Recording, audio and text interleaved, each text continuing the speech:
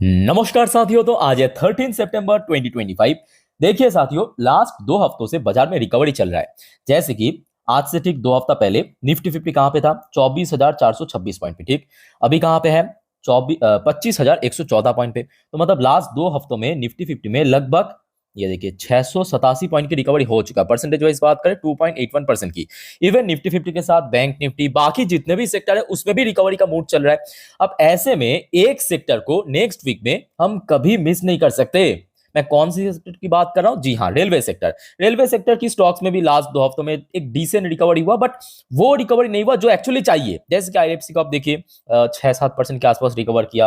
आप आरवीएनएल को देखिए, आरवीएनएल भी लगभग कोई उतना ही 10-12% मैक्स, हाँ वही 11% के आसपास रिकवर किया। तो मोस्टली शेयर वही कोई 6%, कोई 11%, तो कोई 15% इतना ही रिकवर किया।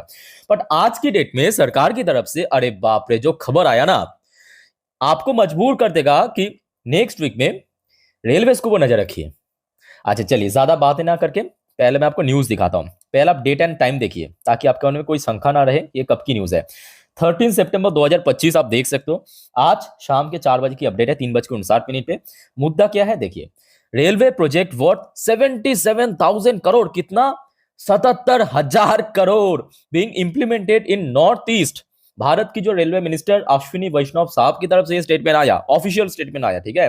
अच्छा, एक बार थोड़ा सा मैं आपको डिटेल आर्टिकल पढ़ के सुना देता हूँ, समझा देता हूँ कि क्यों ये जो रेलवे प्रोजेक्ट है वो बहुत जल्दी होगा। मतलब सरकार भी कोशिश करे कि जितना जल्दी इंप्लीमेंट हो सके, और उसके साथ साथ बहुत ज्यादा स्ट्रेटेजिकली इंपॉर्टेंट भी है। अच्छा, पहले आप देखिए यहाँ पे आर्टिकल्स में क्या कहा गया। Union minister Ashwini Vaishnaw on Saturday, मतलब आज, said railway project worth 77,000 crore, 77,000 crore की दोस्तों मैसिव रेलवे प्रोजेक्ट यहाँ पे डिक्लेयर किया, are being implemented in north east region. और साथियों, जैसे कि आपको पता होगा, अभी भारत के प्रधानमंत्री मोदी जी मिजोरम की सफर में है, और वहां पे जाके बहुत सारे इंपॉर्टेंट इंफ्रास्ट्रक्चर को जो अनाउंसमेंट किया है ना। Vaishnaw made the statement on the day when prime minister Narendra Modi inaugurate Mizoram first railway line. जी हाँ, मिजोरम पे पहली बार दोस्तों रेलवे बनने जा रहा है।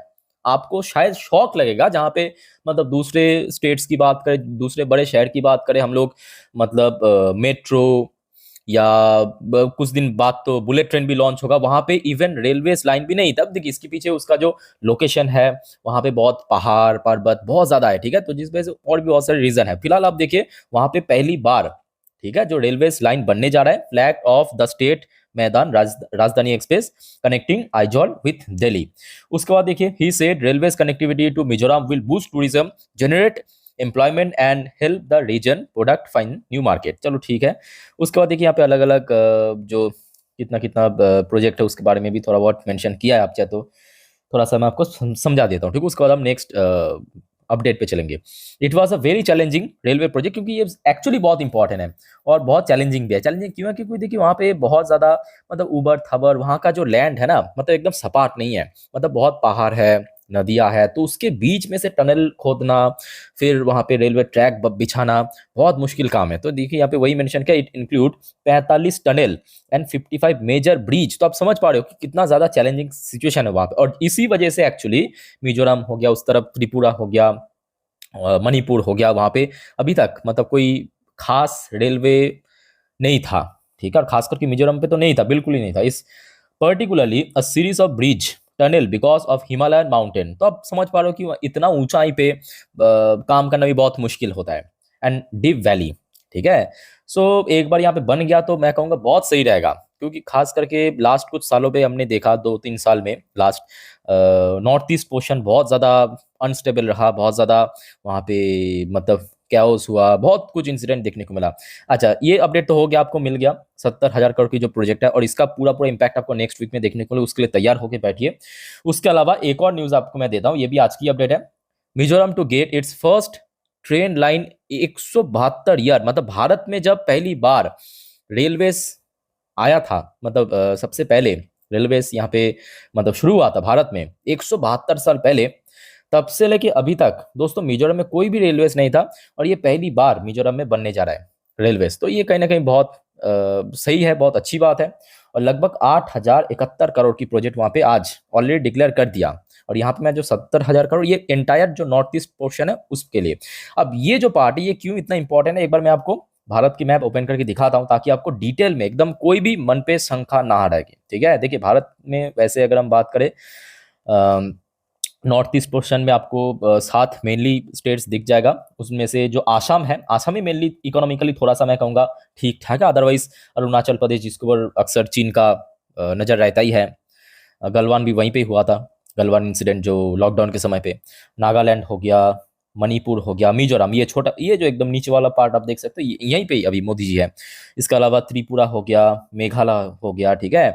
तो इसका स्ट्रेटेजिक लोकेशन एक्चुअली बहुत इंपॉर्टेंट है। क्यों इंपॉर्टेंट है? क्योंकि ये जो जिसको सेवन सिस्टर कहा जाता है शॉर्ट में, है ना, ये 7 स्टेट्स को 4 देशों के साथ बॉर्डर शेयर होता है। एक ऊपर की तरफ चाइना, यहाँ पे भूटान, यहाँ पे बांग्लादेश और यहाँ पे म्यांमार।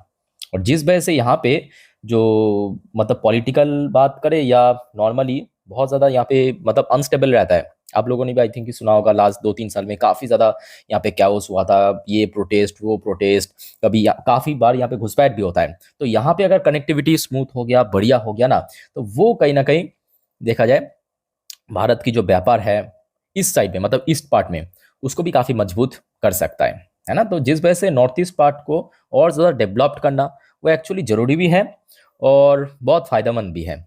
और कहीं ना कहीं देखिए कुछ कुछ चीज़ चाहे आप कोई भी पार्टी से हो, कुछ भी हो, बट यहाँ पे तारीफ करना बनता है कि यहाँ पे इतने सालों बाद मिजोरम में जो बनने जा रहा है वो एक्चुअली बहुत सही है, बहुत सही है। इस बारे में साथियों आप लोगों का क्या विचार है, कमेंट करके बताइए। अच्छा अब आगे बढ़ते हैं नेक्स्ट टॉपिक पे, पर उसके पहले आप सभी को रिक्वेस्ट करूंगा, अगर आपने अभी तक चैनल को सब्सक्राइब नहीं किया ना तो प्लीज फटाफट कर लीजिए ऐसे इन्फॉर्मेटिव वीडियो तुरंत सबसे पहले पाने के लिए। और याद रखना मेरे प्यारे साथियों, परसों क्योंकि बाजार ओपन होगा और कल संडे मैं आपको इस चैनल पे पूरा अपडेट दे दूंगा नेक्स्ट वीक के लिए, मतलब जो भी इंपॉर्टेंट इकोनॉमिकल डेटा, जितने भी इवेंट्स है, जितने भी इंपॉर्टेंट कंपनीज आपका नजर होना चाहिए, सब आपको कल दे दूंगा, ठीक है। तो एक भी अपडेट मिस मत करना और चैनल को सब्सक्राइब करके जरूर रखना। आइए अब बात करेंगे कुछ इंपॉर्टेंट शेयर्स के ऊपर।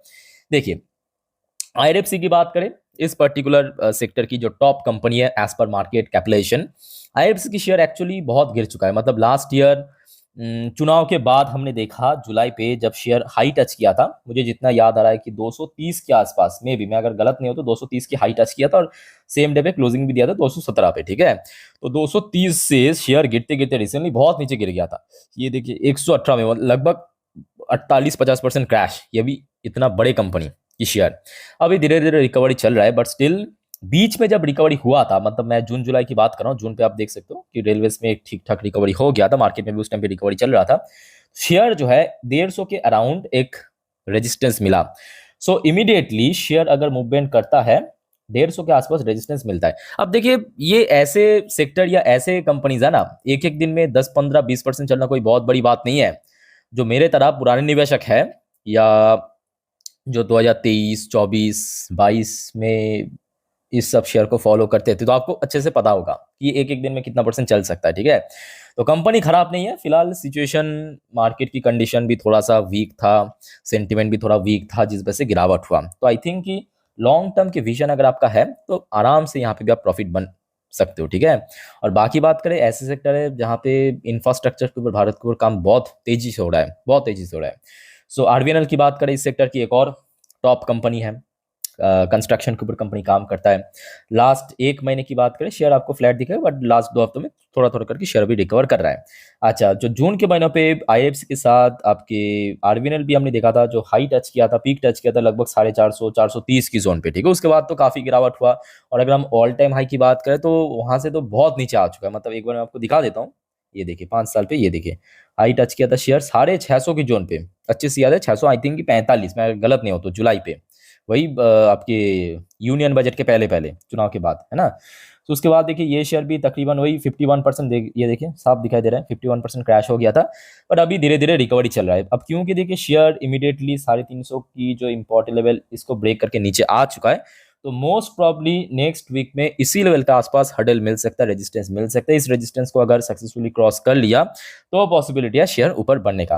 अदरवाइज देखिए और भी कंपनीज है जैसे कि इरकॉन हो गया, रेलटेल हो गया, ये शेयर भी काफ़ी गिरा था। ये शेयर भी आप देखिए 350 की हाई था, बीच में गिरते गिरते कितना नीचे पहुंच गया, आपके 150 के नीचे शेयर पहुंच गया था, मोर देन 50% की क्रैश। और ये बात भी सही है कि देखिए आरबीएनएल इरकॉन, इस टाइप की जो कंस्ट्रक्शन फर्म्स है, इसकी जो परफॉर्मेंस है back to back 3-4 quarter actually, मतलब Q3, Q4, Q1 भी बहुत खराब गया।